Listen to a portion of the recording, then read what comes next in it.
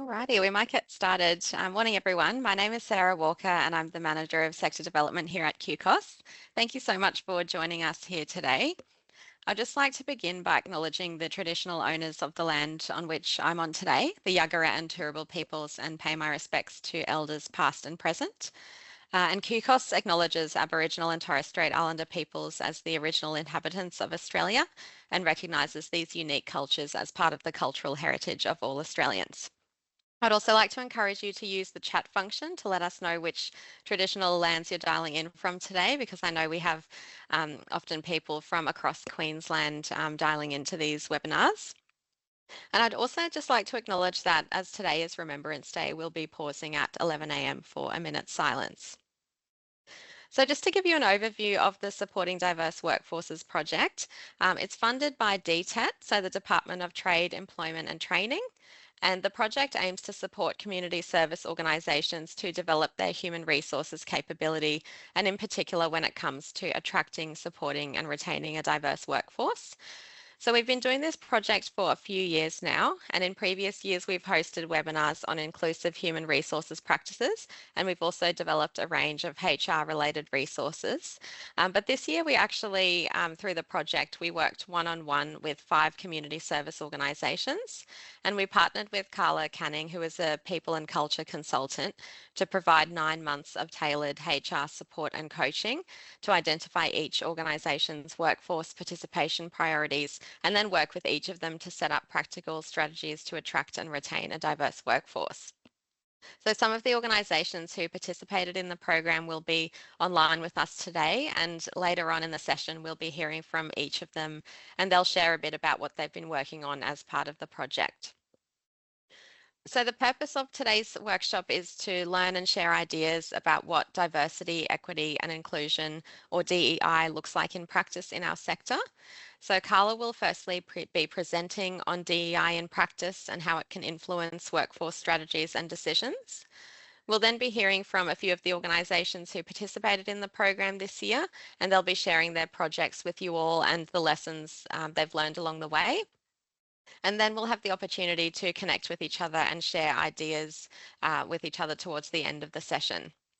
So now I'll just hand over to Carla Canning, who we've been working with on this project this year. And Carla is a people and culture consultant and the director of Connect, Lead, Achieve. So over to you, Carla. Thank you. Thanks so much, Sarah. It's an absolute pleasure to be here today. I would also like to acknowledge the Turrbal and the Yagara people as the traditional owners and custodians of the land on which I'm dialing in from today as well. It would be absolutely remiss of me not to acknowledge the wisdom, the stories and the experiences of the aunties and uncles that I've had the pleasure of and the privilege of being able to connect with during my work and my life. And I hope that in a small part, I can bring some of those stories and experiences with me today, and certainly have carried that wisdom with me as I've gone about this project with the different organisations that have participated as well. So a little bit about me. Sarah mentioned I'm a people and culture consultant, and I founded an organisation called Connect, Lead, Achieve. And we came about because I had worked in a very corporate HR setting back in the day, and then found my way into the community services space.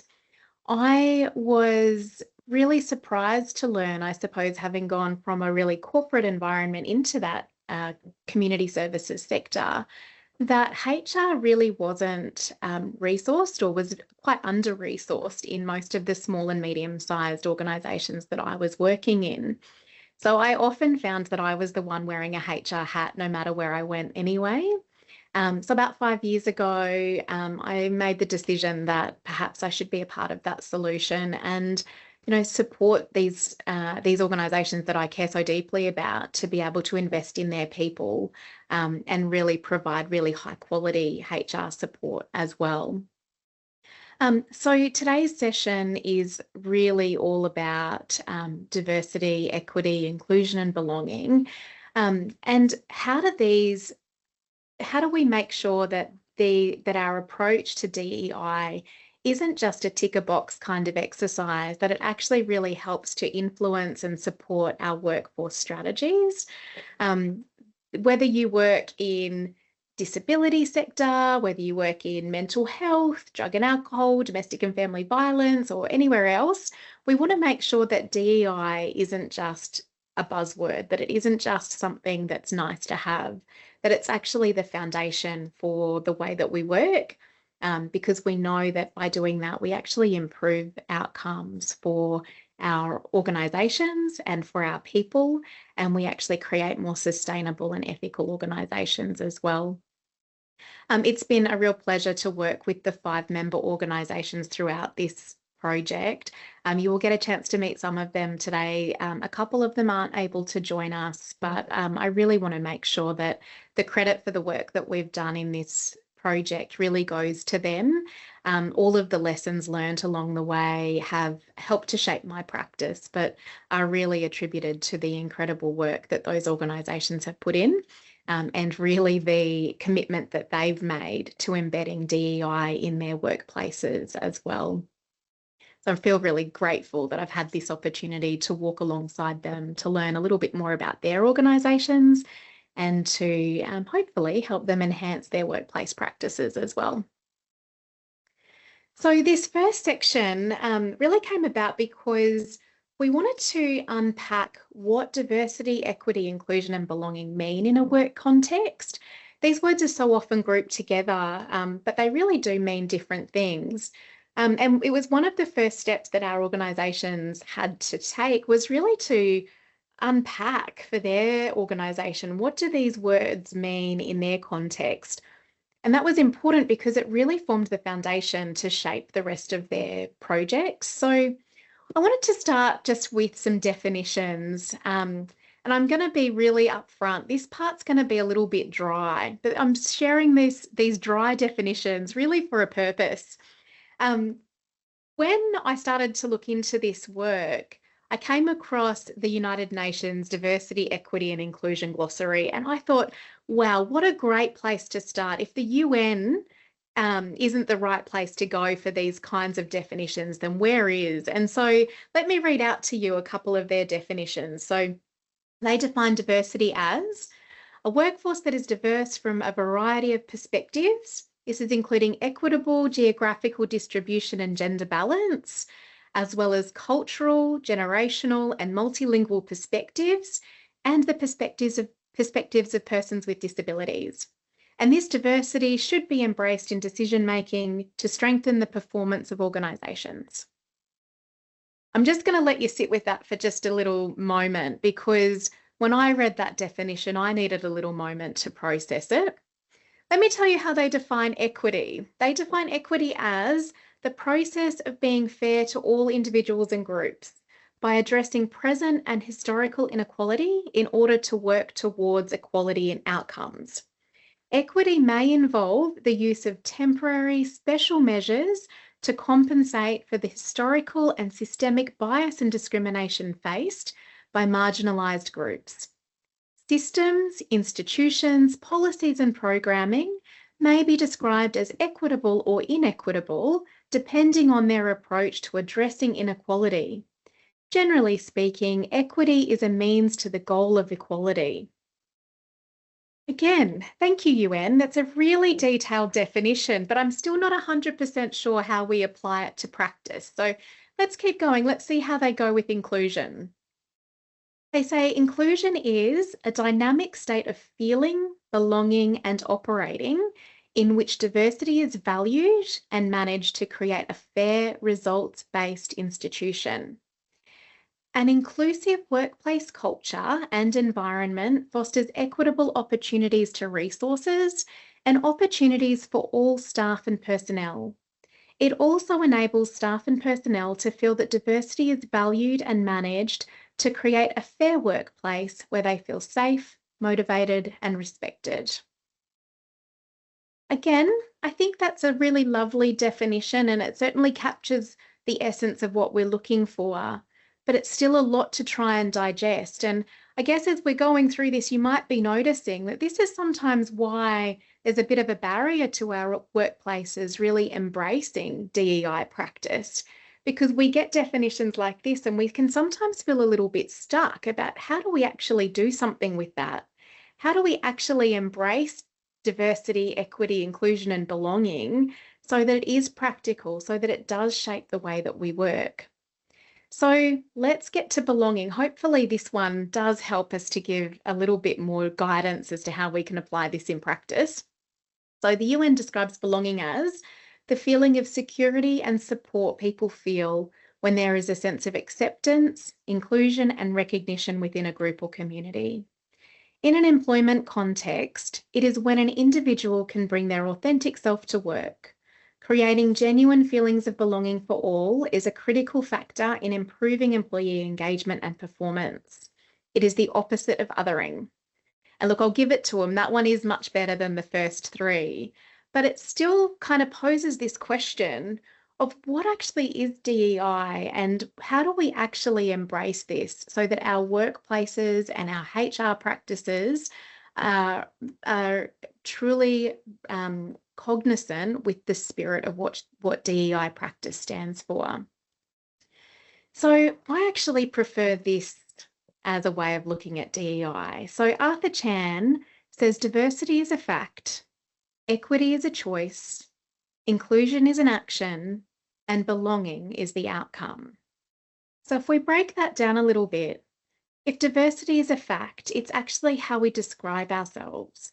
It might be the color of our skin, our culture, our gender, our age, our abilities, our sexual orientation, perhaps it's our lived experience or the backgrounds and our, the way that we grew up. Equity as a choice is about making sure that everyone has fair access to opportunities, resources, and supports. It's not about equality where everyone gets treated exactly the same.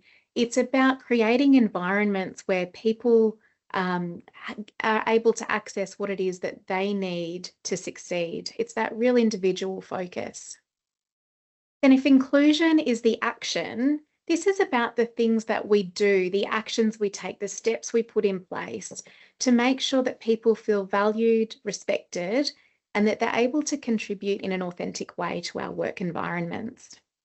And then belonging, being the outcome, is when we do acknowledge diversity, when we make equitable choices, by using appropriate language and allocating resources in a way that's appropriate and fair and just, and we take those daily actions to include people, this is how we create that sense of belonging. And I think this is really important because in our work environments, often it's about how we make people feel. How do we actually put in place actions that create an environment or a culture where people really feel like they're connected, they're supported, they're valued? And this really formed the basis of these projects that we worked on with the 5 organisations. So all of them took some time to think about, what does diversity mean? What does equity mean? What does inclusion mean? How do we help people to achieve or feel that sense of belonging? And you'll hear from some of those organisations today about what they landed on and what that process was that they went through in order to be able to create those definitions that aren't just words on a page, that are actually those actions that they put in place within their business as well. So it seems a little bit crazy that we would be talking about a business case for DEI, because I'm sure for everyone who's joined in today, you've probably already converted already, right? You're probably already on board with this, and I don't need to tell you any more reasons why DEI should absolutely be the focus for our organisations.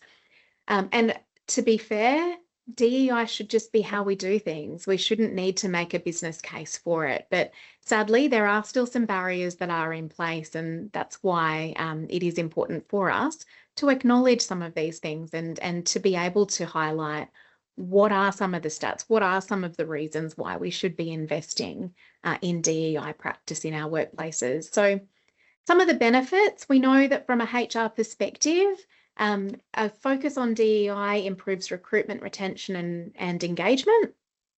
From a quality and compliance perspective, we know that DEI does align with legal and ethical considerations, and often that links to better audit outcomes. So that's a good one for those that are in that space. From a service delivery perspective, we know that diverse perspectives often lead to better decision-making or more robust decision-making, and that can lead to better client outcomes. From an organisational perspective, we know that if we build stronger networks and partnerships, this can improve the organisation's reputation. And from an employee and volunteers perspective, we know that higher levels of motivation, we see high levels of motivation, job satisfaction, and mental health. So, this all makes sense, right? But if you need a few key stats to go back to your teams with, the Diversity Council of Australia did a report only last year and the year before, where they showed that workers in inclusive teams are 10 times more likely to report job satisfaction. They're 3 times less likely to leave. This is really important, particularly in community services, where we know that we do have higher rates of turnover, and we want to be able to look after our staff and keep them in not only within our organisation, but actually to retain people across the broader sector as well. We know that inclusive teams are 9.5 times more likely to be innovative and 4 times more likely to provide excellent customer service. And again, I think this is really key within the community services space because every single person that we encounter does require something that can be a little bit different from us. No two people are the same. We very rarely have 2 days of work that are exactly the same. So we need to create environments where people can be creative, that can, solve problems in a more diverse and inclusive way as well. Unfortunately, though, despite all of these benefits of focusing on or making DEI a priority in our organisations, unfortunately, we still see organisations that really struggle to embed these practices in a meaningful way. And I guess there's a number of reasons for that. From my observations, often DEI is misunderstood. It's often treated as a program, as an exercise where it's we're going to create a plan and we're going to tick these things off one at a time. It's sort of seen as a one-off initiative or a workshop or a policy. And unfortunately, that takes away from it becoming part of the way we work. So it can get siloed sometimes, that it's a HR initiative or, it's a comms focus, as opposed to it being woven into the way that we work through recruitment or, the way that we manage performance and, help to develop and invest in our people. So I think it becomes a bit of a missed opportunity at times when we see it as a tick a box exercise as opposed to a way to improve our workplace cultures. I also see a lot of organisations that can be quite resistant to change. So where there's been long-standing ways of, or norms and ways that we practice, this can be quite hard to shift. And I know, particularly in the last few years where we're seeing change happen at a rapid pace, sometimes organisations are a little bit change fatigued. And so can seem like this is a really big change that we need to implement. It's uncomfortable and it does ask us sometimes to confront some of those really challenging parts of our workplaces like bias, privilege, exclusion. And so that discomfort can sometimes be a barrier in itself. We know that in order to do this work well, we need to make it safe for people to be vulnerable, to be able to share different perspectives. It requires us to stop and listen at a really deep level. It sometimes requires us to admit that we've got it wrong or that we've got lots of lessons to learn. And so that's not always easy. So I can understand some of these barriers that can get in the way of us actually focusing on and implementing true DEI practices. I think sometimes the final barrier can be that, there's the you don't know what you don't know factor. And many workplaces will report or say that they're an inclusive workplace, but perhaps they haven't actually asked the question of their staff or their clients or their networks around what does inclusion really look like in our environment. Now, if we're not asking for that feedback, if we're not seeking that information, sometimes those blind spots can continue to exist. I guess to provide a couple of examples of this in practice, and I'm not proud of these examples, but I've sat on a board where we were making decisions about a program for refugees and migrants in a regional community. And I look around and I think back to that board, and there was not one person in that room that had lived experience of being a refugee or a migrant in that community. And I'm surprised I didn't think to question that at the time. I would now, but that was kind of, I think that represents what it is when we talk about some of the barriers to doing true inclusive practice, is that sometimes we don't think about these things, or perhaps we don't feel like it's safe enough to question or to speak up. I've also been responsible for, developing a program that was really about providing young people with access to different services that would help them to re-engage with school and things like that. And I was given access to an incredible clinical advisory council to help with that. It was amazing. But unfortunately, the scope of that project didn't extend to having a youth advisory group, for example. And that wasn't because there was any ill intent. It was just being looked at from quite a clinical perspective as opposed to that lived experience perspective. And it was really just, I guess, a lack of awareness for those that were creating that program. And so I would absolutely push back and do things differently now. But I can also understand where sometimes good intentions don't always lead to great outcomes or to best practice. So that's why I think these conversations are so important. We know that the benefits are there, but our organisations do have blind spots. And so it's up to us to be able to challenge these things and to push back where we need to, and to hopefully, change the way that we work as much as possible. So when I do almost any of my work with the organisations that I get to partner with, I talk to them about 3 key areas. So when we're talking about our HR practices, in my opinion and in my experience, there's 3 key areas that we need to balance in order to get this work right. So I talk about workplace culture, I talk about compliance, and I talk about capability. And what I often notice, unfortunately, is that HR is often seen as a bit of a risk management function a lot of the time. We're there to manage compliance, to tick the boxes, to make sure that our people and our workplaces are safe and protected. And when we go into our work with that being the key focus, we can sometimes miss some of the really key areas that actually allow our organisations to be successful and for our people to thrive. So when we can get the balance right, not just around compliance, but actually looking at culture and capability, we can create workplaces that are pretty awesome. So I really wanted to focus on all 3 of those areas today and how do they relate to diversity, equity, inclusion, and belonging. So when we think about a workplace culture, it really doesn't start with a policy or a plan, or when we think about truly inclusive workplaces, I should say, it doesn't start with a policy or a plan. It really starts with the culture and the values that we have within our workplaces. And when we do have those values and behaviours clearly defined and embedded in all of our people practices, we can create a psychologically safe workplace.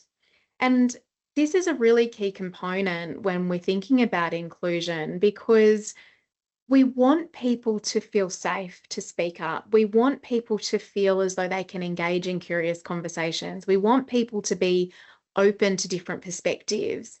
And ultimately, this is what really drives that workplace culture. So you'll see there that I've got a number of words on the screen. I'll talk to each of those just in a little bit of detail as we go through. So we think about psychological safety. The definition, I suppose, that I like to refer to here is psychological safety means that people feel safe to speak up, share ideas, and admit mistakes without fear of blame or exclusion.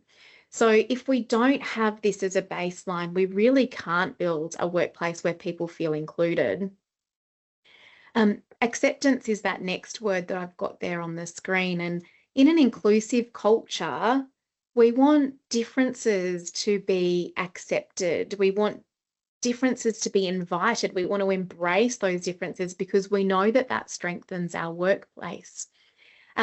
We often think about, or I often think about when I do this work, the difference between tolerance and acceptance.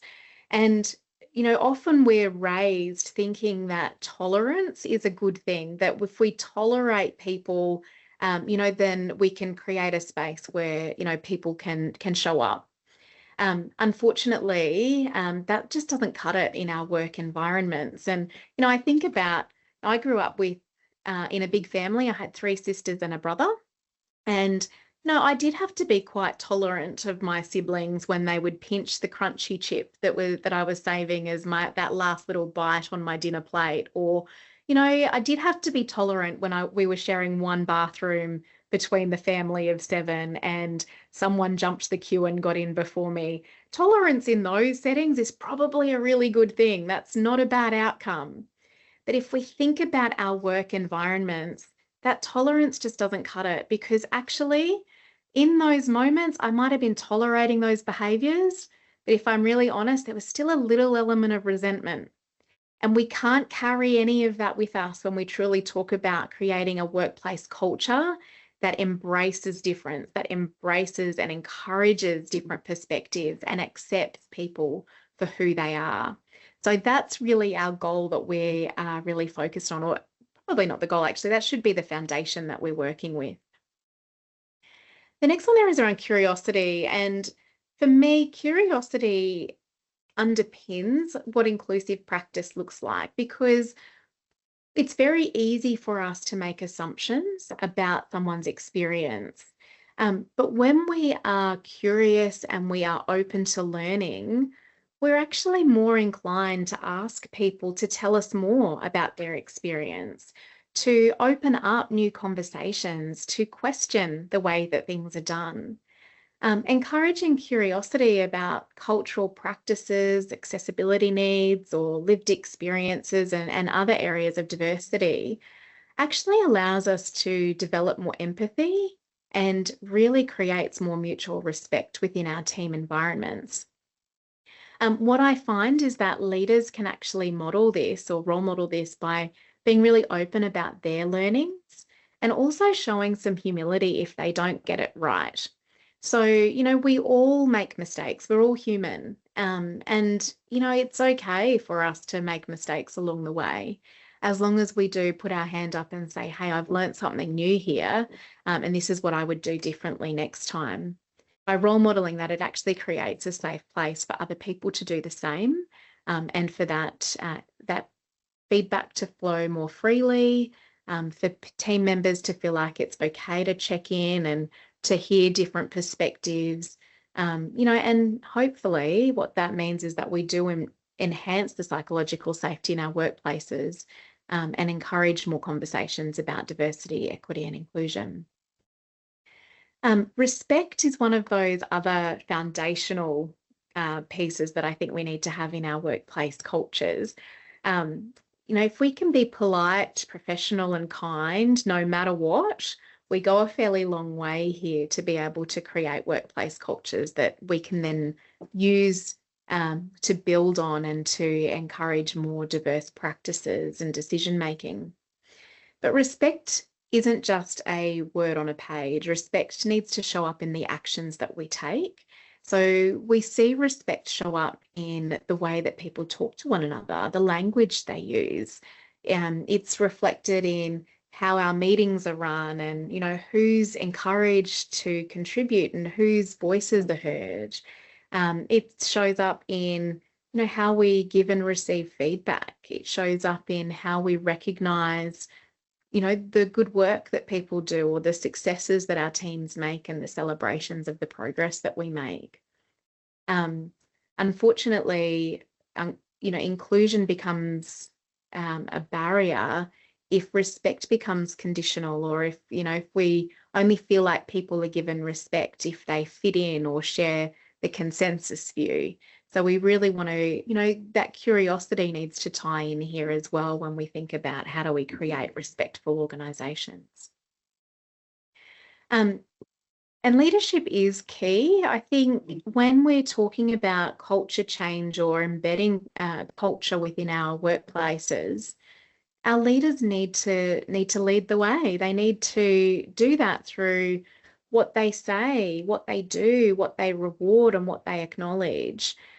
Because unfortunately, leaders can also shape culture through the things that they don't say, the things they don't do, the things they don't reward. Inclusive leaders are more likely to ask for feedback and act on it. Inclusive leaders are more likely to acknowledge different perspectives and viewpoints, and actually recognise that it's okay for us to disagree as long as we do that respectfully and resolve those challenges in a healthy way.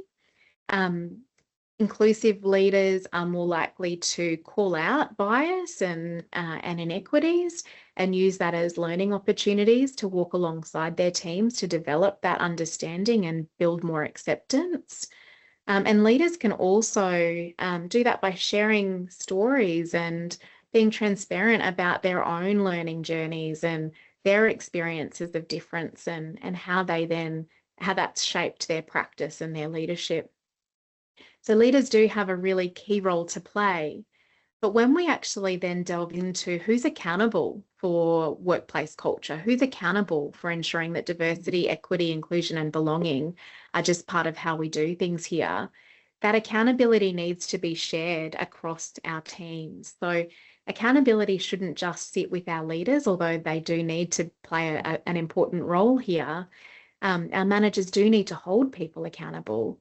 But in truly inclusive work environments, that accountability actually sits with every person in the organisation.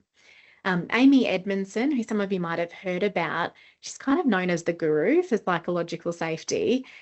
She talks about this in a lot of her work. So she talks about, in practice, this looks like individuals holding themselves accountable, feeling comfortable to provide feedback to your peers and your colleagues, and also knowing when to escalate things to a manager, if you do need a little bit of reinforcement or that higher level of accountability. Accountability, and I think this is a really important part too. We often think about accountability as just providing the feedback when people need to improve, but actually accountability is also about acknowledging the good stuff. It means shouting out when people are doing the right things, because then we encourage people to do more of that. We encourage people to be more accepting, to be more engaged, to be more, to do more of the right stuff. So it's about shouting out the good things, but also calling out the not so great stuff, even when that does feel uncomfortable. So if we think about all of these things, I guess it's very easy for us to go, holy moly, this is a lot for us to try and embed within our workplace cultures. But often this can be quite small actions, or, just little habits that we actually embed within our workplace culture that really keeps diversity, equity, and inclusion as, at the forefront of our minds and our practice. So where I've seen this work, and some of these suggestions have actually come from the 5 organisations that participated in this project, it might be about starting each team meeting with a short reflection or a question or a celebration of diversity within your workplace. It might be about celebrating important cultural days and events that matter to your team, but making sure that you do that in a way that's meaningful for them and engaging them in that process.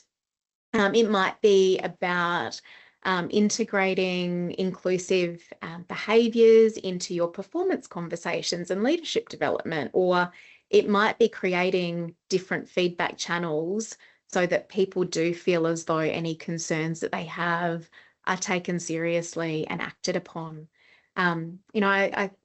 Culture is often built on these small moments. It's often what happens when no one's actually watching.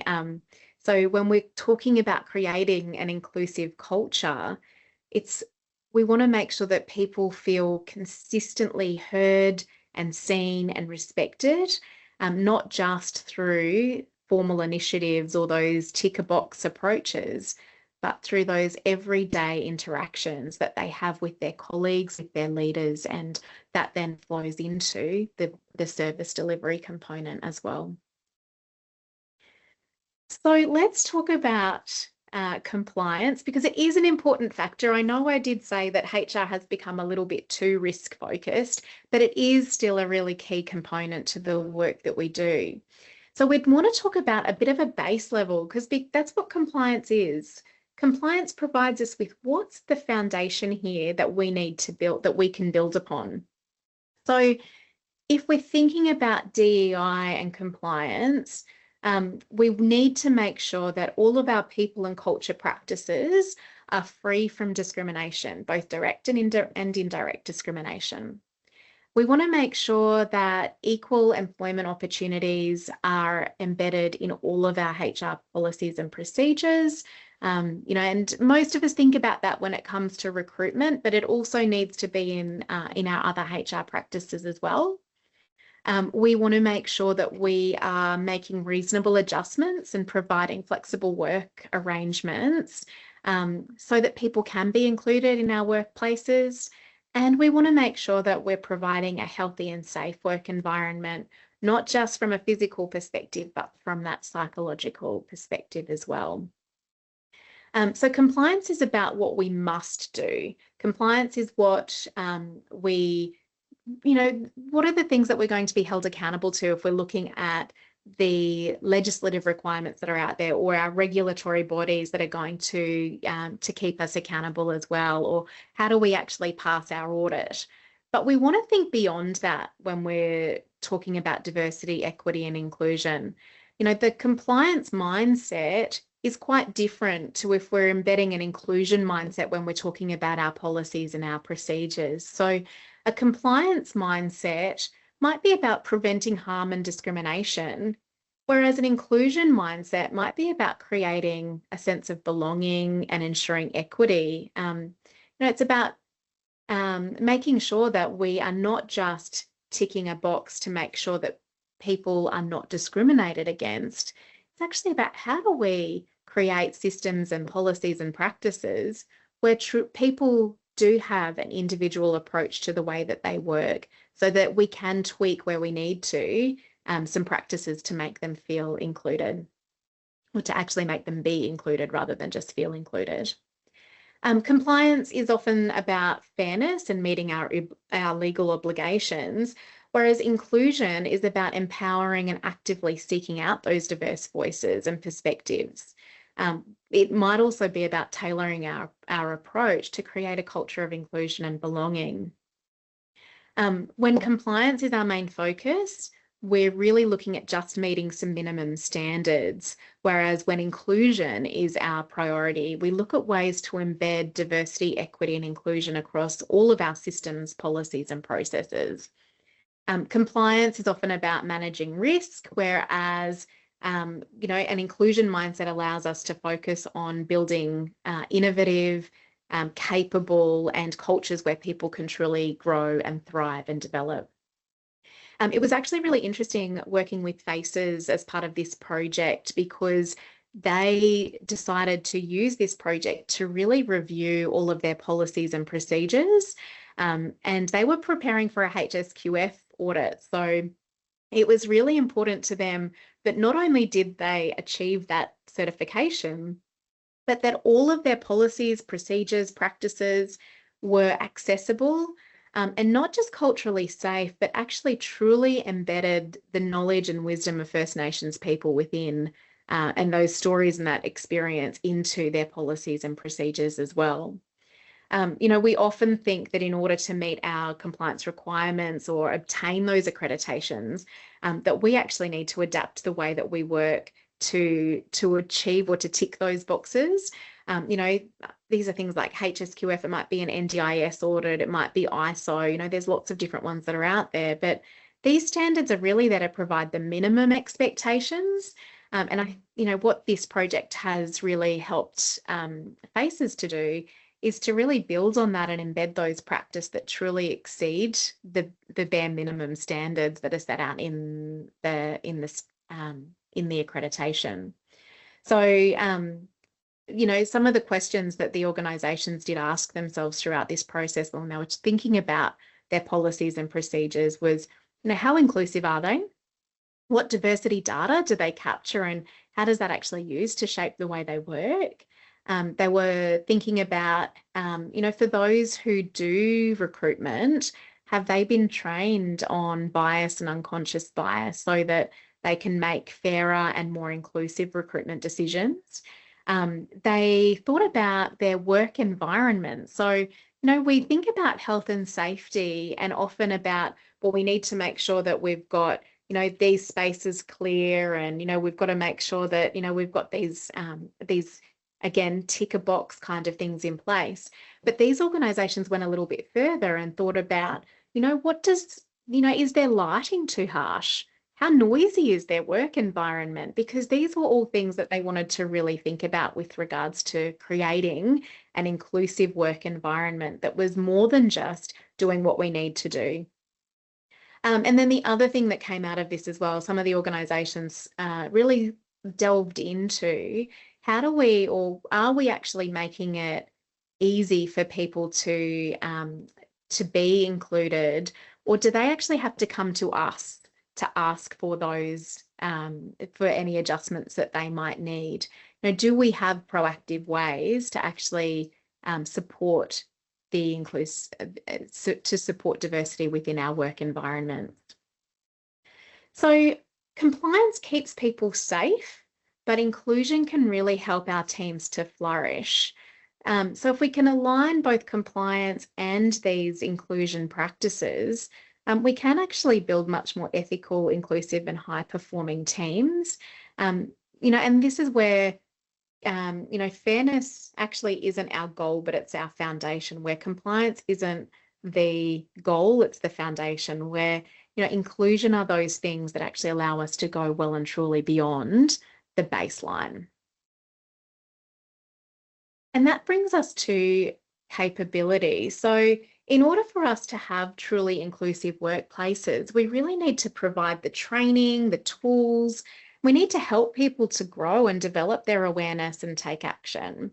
So we need to again, if we talk about the baseline, we need to make sure that we've got robust induction programs in place, because that allows us to introduce our values and expectations right from the start of someone's engagement with us. Ideally, we then build on that by having performance frameworks that recognise inclusive practices and encourage collaboration. You know, we want to make sure that our teams have the skills to be able to shout out those good behaviours and call out the not so good stuff. We want to have, well, ideally, we're building workforce plans that actually create pathways for growth and development for diverse workers, and maybe even having individual career development plans that align to that broader organisational plan. More generally, though, I think we can really start to think about the way that we communicate within our teams, and how do we actually share stories of inclusive practice and celebrate our learnings when it comes to diversity, equity, inclusion, and belonging. Now, I'm sure as we're going through, you're thinking, look, these are a lot of things for me to put on my to-do list, and there's way too many actions here for me to truly be able to embrace this. You know, a lot of us, you know, a lot of our organisations actually struggle to fit in just the mandatory training that we need to get done on an annual basis. So how can we possibly add all of these things to our list of capability training as well? And I get it, you know, our sector is notoriously under-resourced. And so, you know, I think that's been a really key focus for us, not just in this project, but often in a lot of the work I do, is how do we actually create small changes? how do we actually break this down so that we're making progress without it feeling like it's too overwhelming or we couldn't possibly do all of the things? And so I wanted to just highlight a recent report that Mercer put out that looks at the impact of AI on workplace culture. And in that report, they really focus on embracing micro actions when we're developing workplace culture.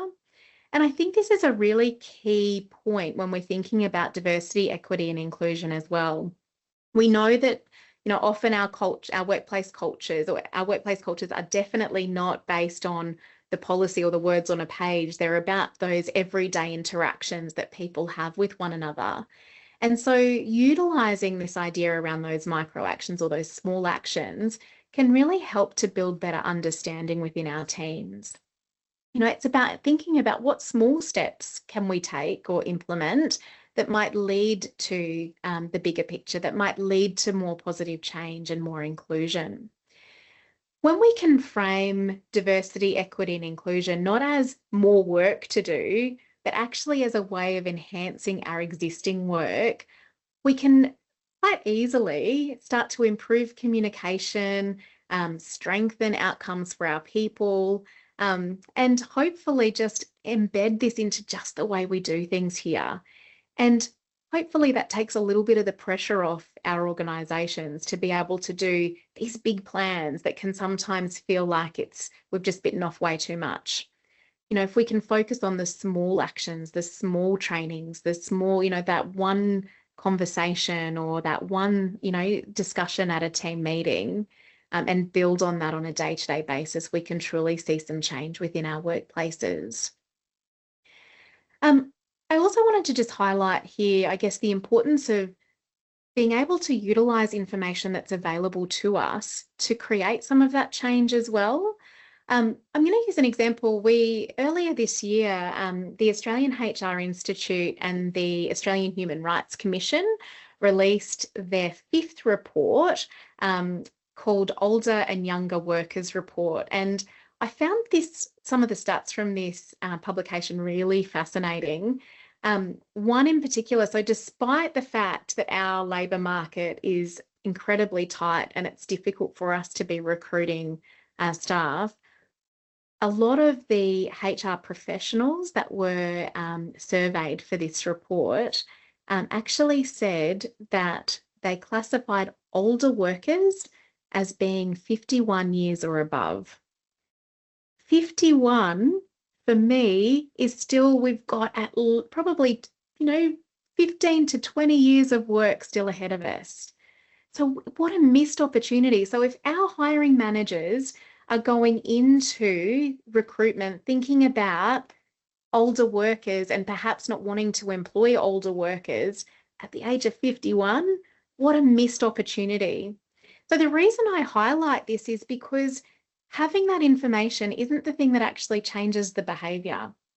Having that information allows us to then set some of those small steps in motion that allows our people to change the behaviour. So, that awareness that builds that understanding. So having access to that information allows us to understand what some of the barriers might be, but actually embedding that, taking those small steps, having the conversation, coming up with a strategy and a plan, that's the stuff, that's the capability that builds the change.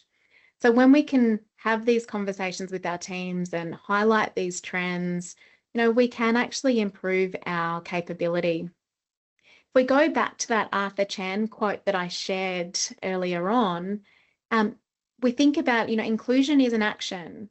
So like most actions, we can learn and develop and, grow and practice. And, we do these things through often feedback and reflection.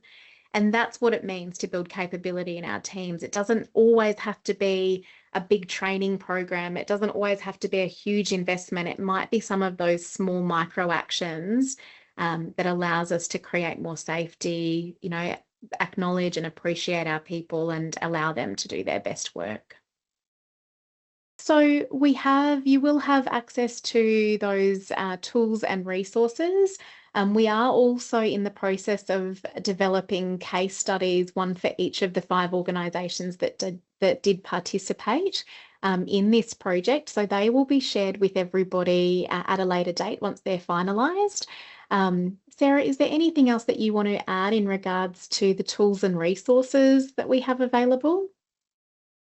Oh, I just wanted to mention that we did link you all those three resources in the chat here, but I've also just popped a link in the chat for the general Supporting Diverse Workforces page, because I mentioned at the start of the workshop that we've been doing this project for a couple of years now. So there's lots of other resources on that page that are available to you as well. So we've got things like an interview guide, we've got position description and ad templates, lots of different stuff like that. So I'd encourage you to have a look on there as well. Amazing. Thanks, Sarah. And look, I am going to gift you back a little bit of extra time today. I think we might wrap it up a little bit early. But I did just want to thank everyone for coming along today. This is a conversation that I hope, just sparks more conversation. And I hope that there's been something valuable for you to take away and to implement in your workplaces. I would like, I feel very privileged to have been a part of this project, and I'm very grateful to have worked with each of those 5 organisations and QCOSS throughout this program as well. So Sarah, over to you. Thanks, I might leave Carla. it to you to wrap up. Thank you. Thanks so much, Carla, for facilitating today's workshop. And thank you to Jess from Play Matters and Kirsty from Whitsunday Counselling and Support for sharing their experiences in the project. Just a couple of things to wrap up today. I just wanted to let you all know about the QCOSS conference, which is coming up in a couple of weeks now. So if you're interested, you can head over to the website and purchase a ticket to that. There'll be a session on workforce planning and lots of other sessions as well, which should be a really interesting few days. I've also just popped in an evaluation survey for today's workshop. So if you could fill that out, that would be much appreciated. And if you have any ideas as well on other work you'd like us to do in this space or other resources you think would be useful, feel free to pop them in that survey as well. We're always interested in hearing your ideas. But yeah, I think that's all from me. Thank you again to Carla and the organisations that have been involved in this project. And thank you all for coming along today. Enjoy the rest of your day.